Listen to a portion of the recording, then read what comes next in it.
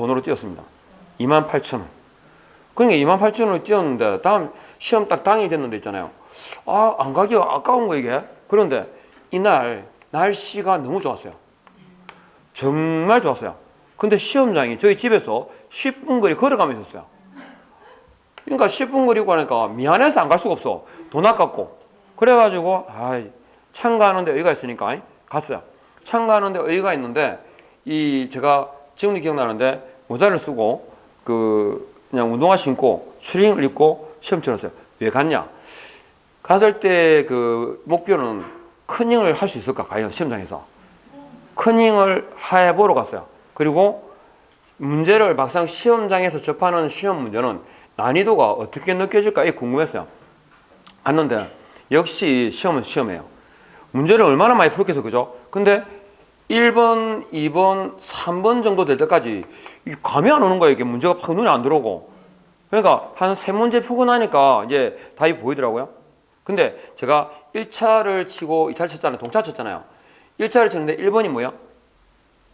1차 1번 문제 1번이 개론이죠. 맨날 민계공 민법이 1번인 줄 아는 분도 있던데. 그러니까 개론입니다. 개론을 치고 민법을 치는데 그 당시에는 지금처럼 막 나눠지지 않았거든요. 1차를 80분에 원래 해야죠. 그러니까 100분으로 늘었잖아요, 시험이. 원래 1분당 한 문제거든요. 근데 딱 시험을 치는데 제가 커닝이 되는지 해봤는데 돼요. 요렇게 커닝은 앞 사람한테 물으면 안 됩니다. 대각선에 물어야지. 요렇게 봐야지. 요렇게 야 몇 번이고 이러면 안 돼요. 이게 A형이고 B형이고 A형이거든요. 요렇게 되거든. 그러니까 대각선상에 물어야지. 그리고 저 갈 때는 지금은 아예 그 좌석 배치도 나오대요. 우리는 안 그랬어요. 막 더 앉아있어요. 이렇게 앉아있어요. 앉아있으면 시험 딱 치면 앞에 칠판에 붙여요. 좌석 배치도를. 자, 자기 자리 찾아가세요 이러거든요. 컨닝 할까 봤어. 그러니까 그리고 실제 지금은 그 최상위 뭐가 적혀 있잖아요. 바로 부정행입니다. 내가 안 적었는데요. 필요 없어요. 예. 그래서 책상하고 다 조정해가지고 하기 때문에 그래가지고 컨닝을 했는데 보이나 싶어서 보니까 보이긴 해요. 근데 아까 말씀드렸지만 컨닝은 올림픽 정신으로 참가하는 사람 아니면 합격 수준 이상으로 공부된 사람만 컨닝할 여유가 있습니다. 자기 문제 풀기 바빠가지고. 근데 이 시험을 한 사람이 안 내는 거 아시죠? 출제 출제위원으로 위촉하면 출제 문제를 받아요. 받아가지고 그러니까 한 출제위원이 있고 선별위원이 따로 있어요. 그 선별위원이 자기가 3분의 1을 고르고 예를 들어 3분의 1 정도를 골라요. 문제를 문항수를. 그러면 자기가 고르는 3분의 1밖에 몰라요. 자기 문제를.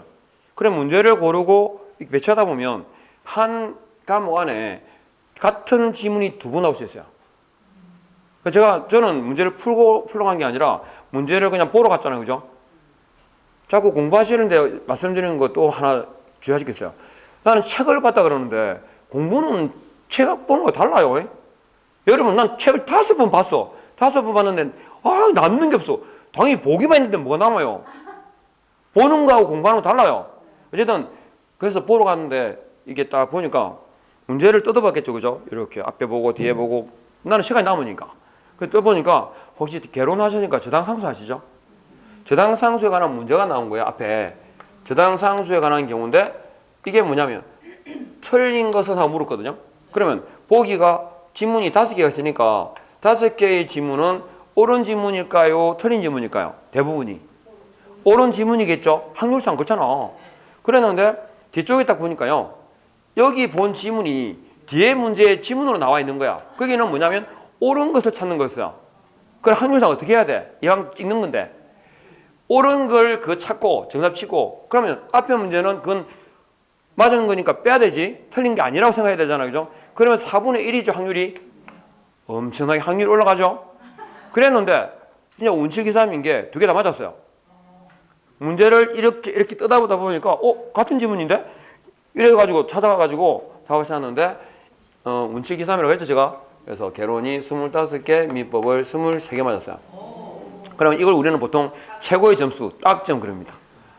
딱점이죠. 그래서 1차를 치고, 그러니까 이게 시험이 1차 치고 2차로 다 집에 가는 사람 오히려 많아요. 제가 생각할 때 1차 치고 한 30분에 집에 갈걸요. 그러니까 컨닝이 안 돼. 대각선에 앉은 사람이 집에 가고 없는 게야. 그죠? 그래서 컨닝을 할 수가 없었어요. 그래가지고 2차를 쳤는데 제가 그때는 그냥 공인계사법, 그 다음에 공시세법, 그 다음에 공법 이렇게 쳤거든요. 그러니까 이렇게 시험 바로 쳤다고요. 2차를 한 번에. 지금 1차, 1교시 이게 나뉘시죠. 그죠? 그게 이제 화장실 오줌 때문에, 소변 때문에 참아야 되는 시간이 너무 기니까 지금 영화를 봐도 러닝타임이 100분 넘어가면 한 번은 일어날까 말까 고민하죠? 나이 때문입니다.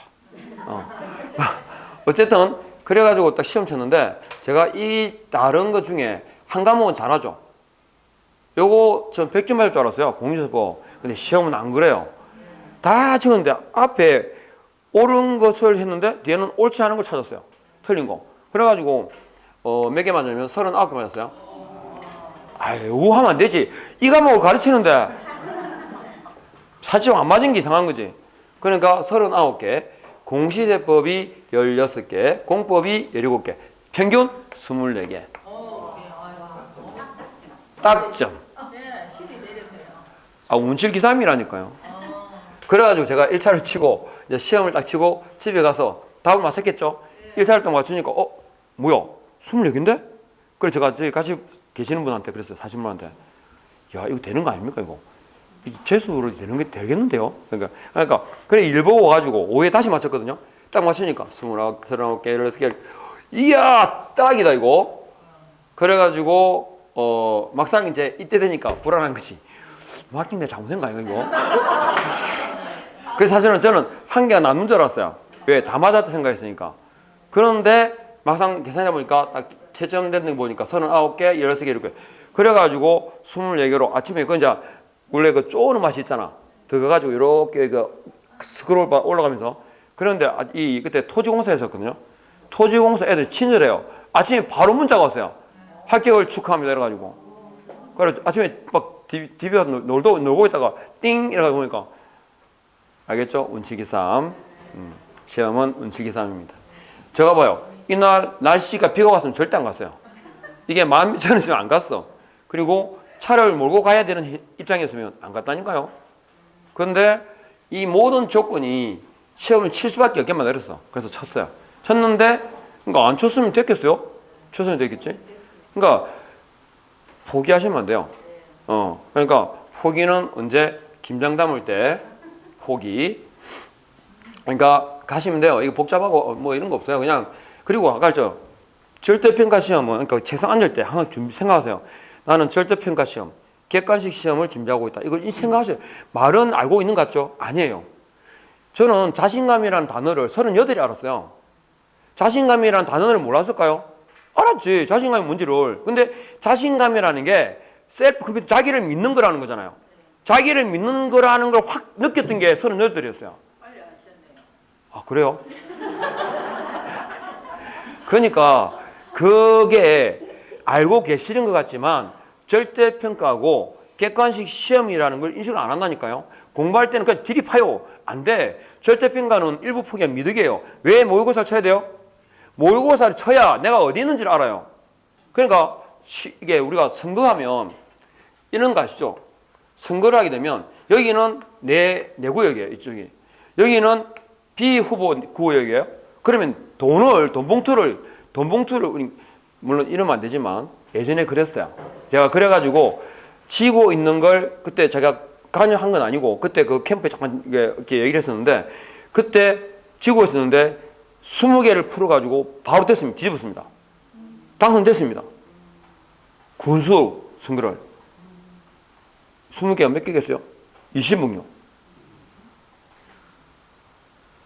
그 봉투를 어디다 풀었겠어요?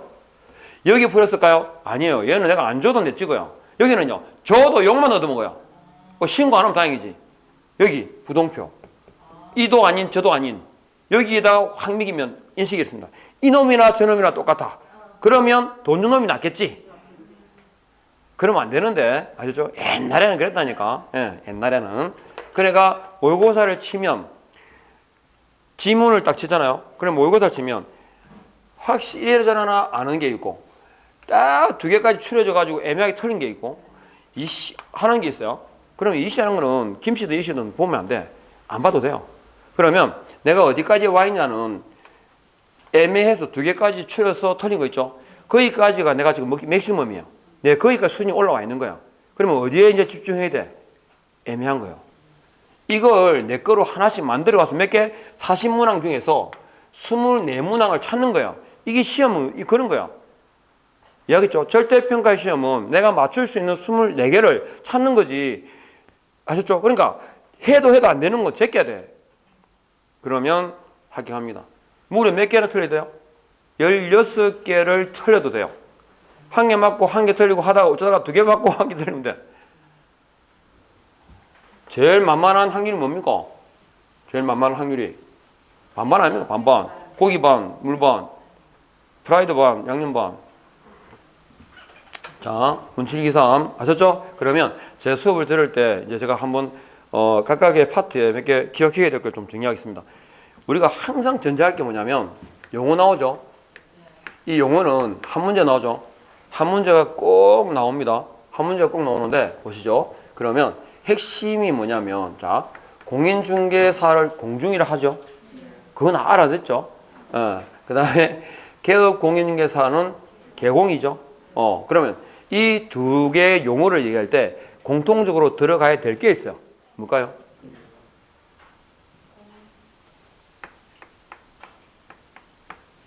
이 법입니다.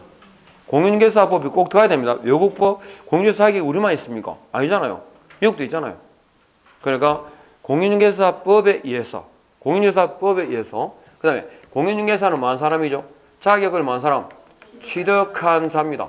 자격을 취득한 자고 아까 공인중개사 자격을 취득한 이 공인중개사는 어디 있다 그랬죠? 집에 있습니다. 집에 있으니까 뭐해? 밥을 하겠지. 중개업을 하진 않아요. 밥을 하지. 근데 제가 이 말 하니까 여자를 생각하시는데 여자를 생각했다면 여러분은 꼰대입니다. 집에 있는 사람은 남자일 수도 있죠. 전업주부가 저는 꿈이었거든요. 요리도 아마 생각해도 제가 더 잘하는 것 같고. 근데 우리 대학교 다닐 때 그게 로망이었는데요. 제일 좋은 거 셔틀맨이었거든요. 탁 아침에 아까 쫙 올려놓고 수고하세요. 내려가다 싹 저녁에 수고하셨습니다. 쫙 그래서 타십시오. 그게 꿈이었는데 그러니까 공인중개사는 이 법에서 자격을 취득한 자입니다. 예. 부정한 방법으로 자격 취득하면 똑같습니다. 그래서 공인중개사입니다. 그 다음에 이 법에 의해서 개공은 뭐 한 사람이죠? 등록한 사람.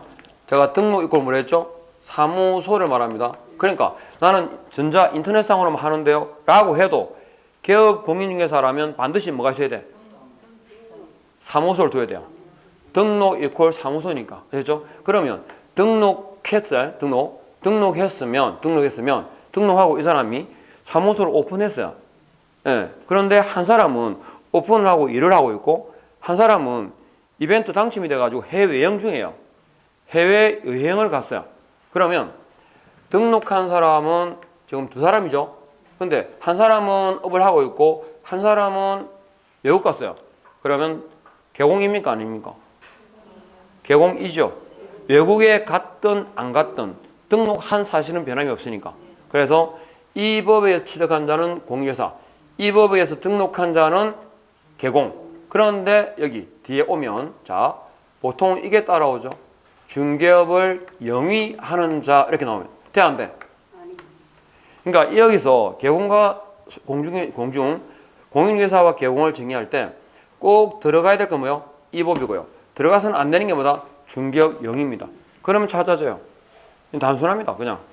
그리고 용어 정의는 법문대로입니다. 법 조문대로가 답이거든요. 혼자 해석하면 돼요. 제가 가끔 물어보거든요. 개공이 뭐야? 그러면 등록하고요. 뭐 막 혼자 설명해요. 필요 없고 이 법 등록이에요. 간단하게. 아셨죠?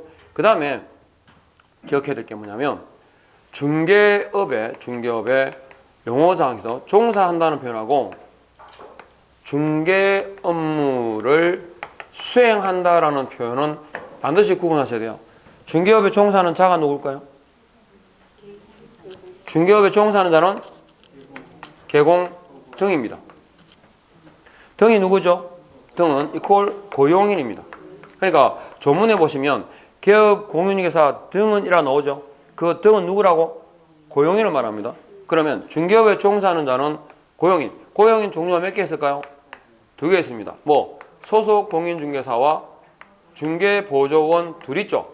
그러면 자, 중개업에 종사하는 자는 개공 등이니까 자격 없는 일반인도 중개업에 종사할 수 있다 없다? 있다. 걔가 누굽니까? 중개보조원입니다. 그러면 중개업무를 수행하는 자는 뭘까요? 원래 중개업무 수행은 개공이 합니다. 개공이 하는 일인데 중개업무를 수행하는 자는 자격 있는 자만 됩니다. 누굴까요?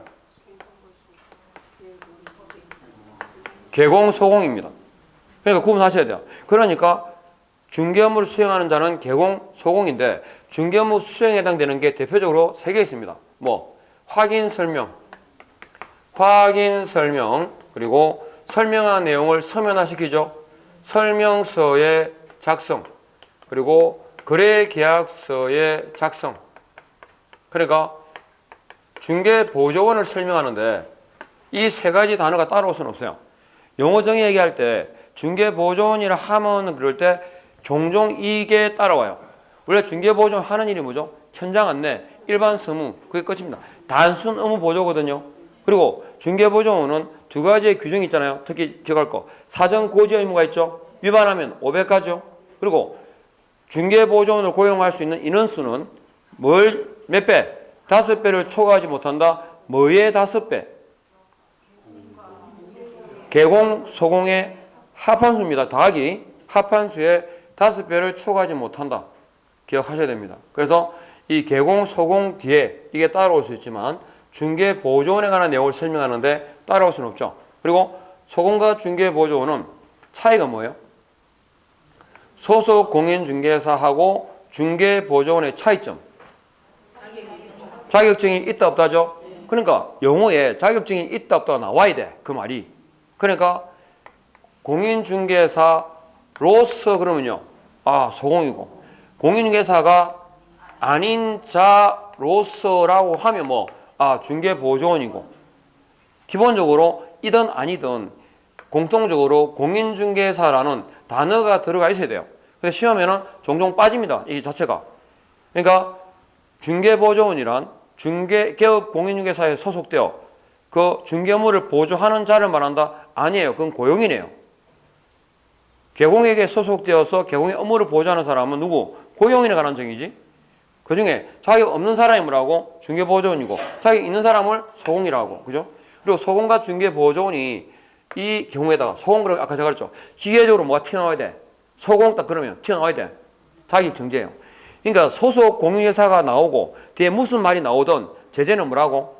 그렇죠. 자격 정제예요. 그 다음에 중개보조원은 중개업에 종사하는 일반인이잖아요. 일반인이기 때문에 뭐가 나오면 안 돼? 어떤 경우든 뒤에 행정처분이란 말이 따라올 수 없어요. 여기죠. 중개보조원은 이제 그것도 바뀌었죠. 원래는 아니었는데 과태료 처분 대상은 될지 몰라도 행정처분 있잖아요. 취소나 정지에 대한 대상은 안 돼요. 이해하겠죠? 그래서 기억하셔야 되고. 그 다음에 소공은 무슨 교육 받죠? 실무 교육 받고 중개보조원은 직무 교육을 받는다. 이 정도 차이는 아셔야 됩니다. 이렇게요. 영어 딱 그러면 무조건 한 문제 나오니까 그죠?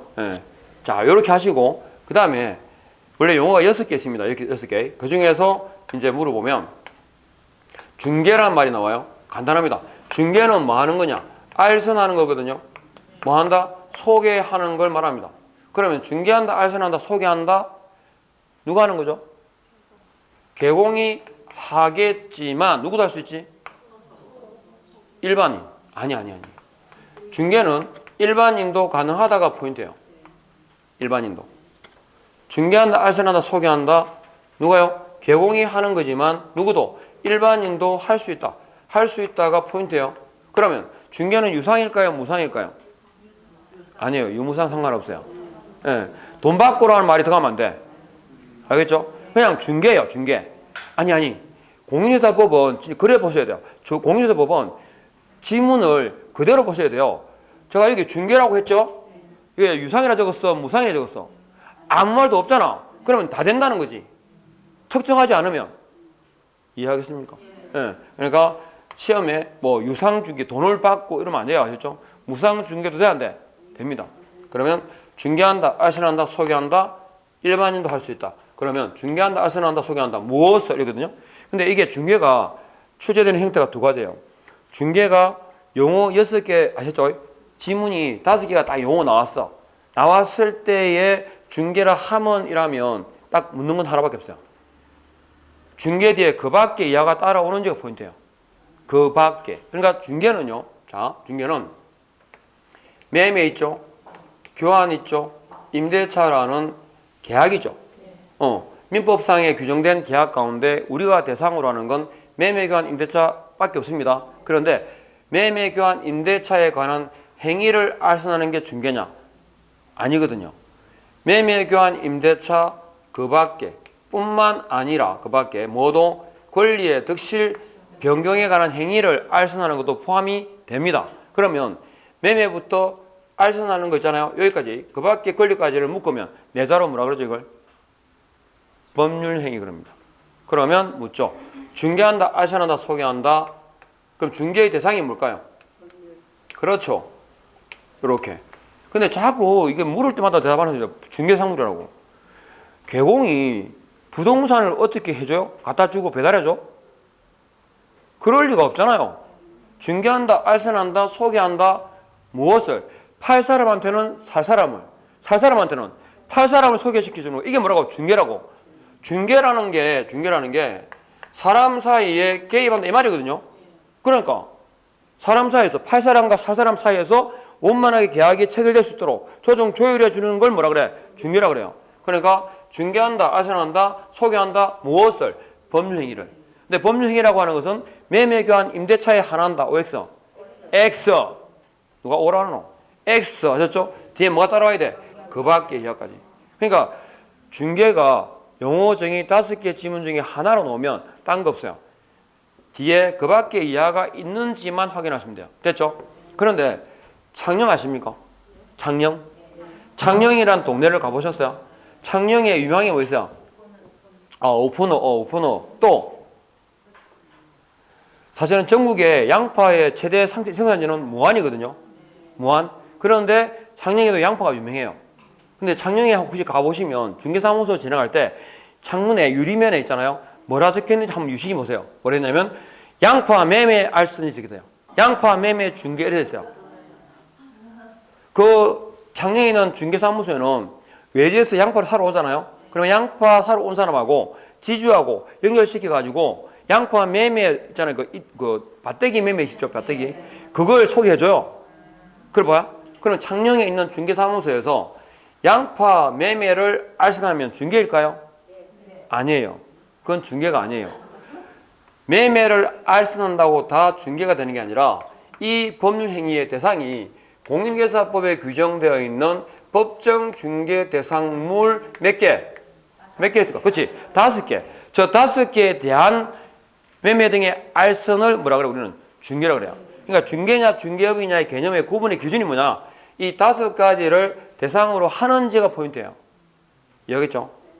그제 가면요, 제가 아시는 소장님은 선박 매매를 아시네요. 요트. 그러면 그 사람 중개가?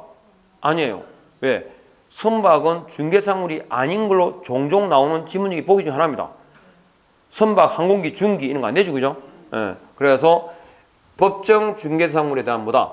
매매 등 매매로 끝나는 게 아니죠. 그 밖에 권리까지를 알선하는 걸 뭐란다? 중개한다. 그래서 중개 대상은 모든 법률 행위를 대상으로 한다. OX. X입니다. 뭐에 대한? 중개 대상물에 대한, 아셨죠?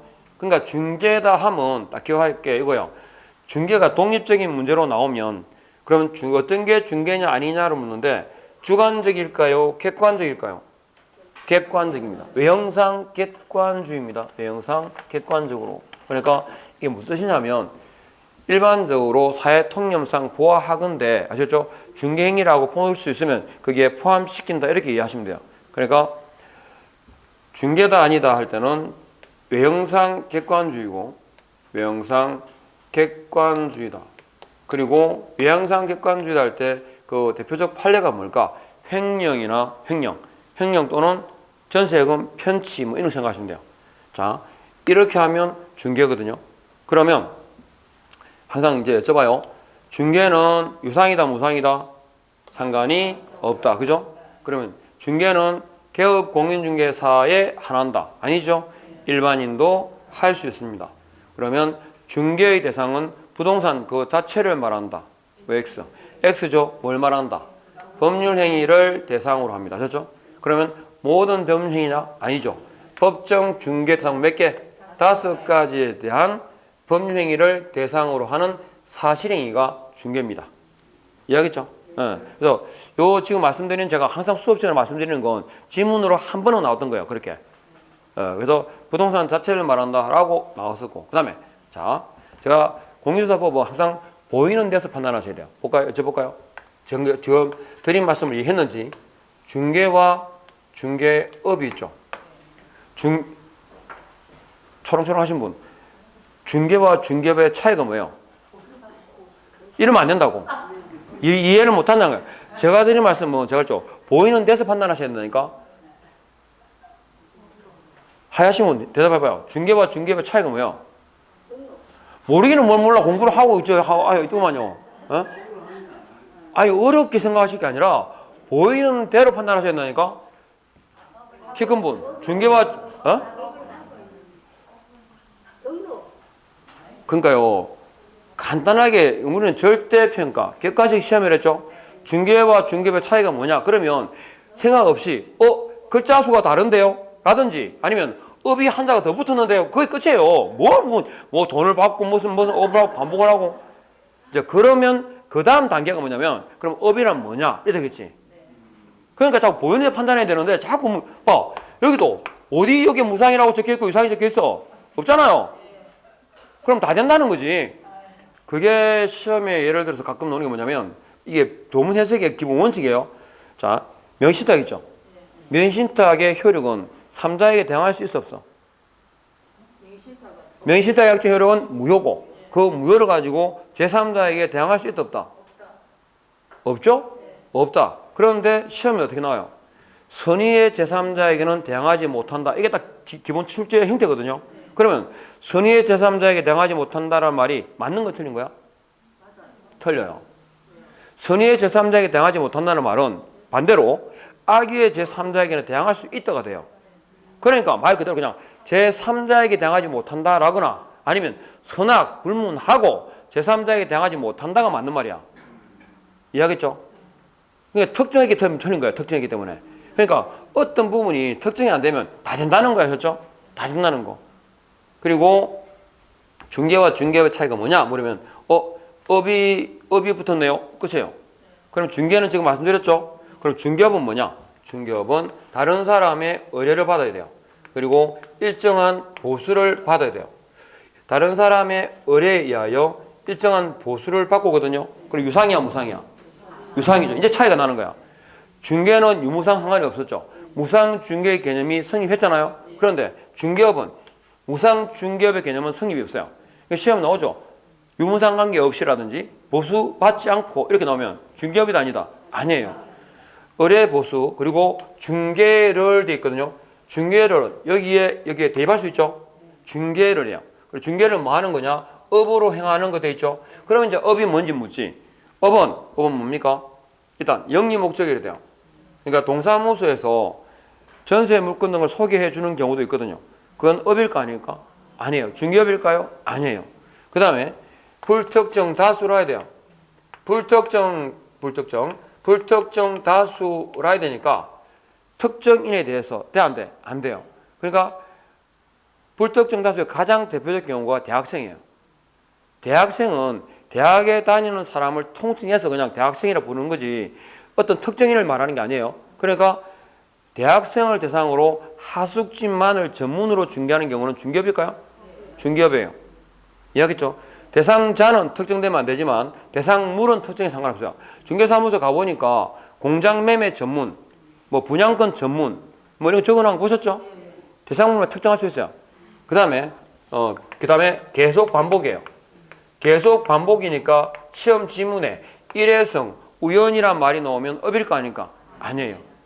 그리고 중개 개념이 여기 대입됐죠? 따라서 중개라는 것도 법정 중개 대상물을 대상으로 할 때인 것처럼 중개업도 법정 중개 사무를 5가지를 대상으로 하는 경우라야만 뭐가 돼? 중개업이 돼요. 이해되죠? 예, 그래서 그러면 잡아요. 의뢰, 보수, 중개업 4가지 요소를 갖추면 중개업이다 아니다? 중개업이에요. 이 사람 등록했어 안 했어? 등록했어 안 했어?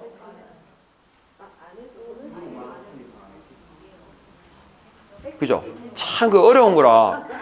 여기에 등록했다는 말이 없잖아요. 그럼 뭐야? 등록과는 관계가 없다지. 그래서 등록한 경우를 일반적으로 우리 생각하겠지만 등록하지 않은 자가 이 4개의 요건 갖추면 그걸 뭐라 그래? 무등록 중개업 그래요. 이해합니까? 그래서 시험에 중개업은 판례가 딱 3개 나오거든요. 등록하지 아니한 자가, 그 다음에 부동산 컨설팅 행위에 부수하여 금전 소비대차에 부수하여 라고 나오면 결론은 중개업 이다로 끝나야 돼? 아니다로 끝나야 돼? 이다로 끝나야 돼요. 이다로 끝나야 돼요. 등록을 했건 안 했건, 아셨죠? 컨설팅 행위에 부수를 했건 아니면 금전 소비대차에 부수해서 일어나던 이 4개의 요건을 갖추면 뭐라고? 네, 중개업인 거예요. 간단하지 않아요. 자꾸 복잡한 건 본인이 비비 털어서 그래. 어디에도 그런 말이 없는데 뭐 자꾸 생각을 해요. 그냥. 아셨죠? 그러면 영어는 끝난 거예요. 영어는 한 문제가 꼭 나오거든요. 그러면 이렇게만 알면 틀릴 리가 없어요. 됐고, 이렇게 해가지고 영어 정리는 하신 걸로 하고, 그러면 조금 쉬었다 할까요? 네.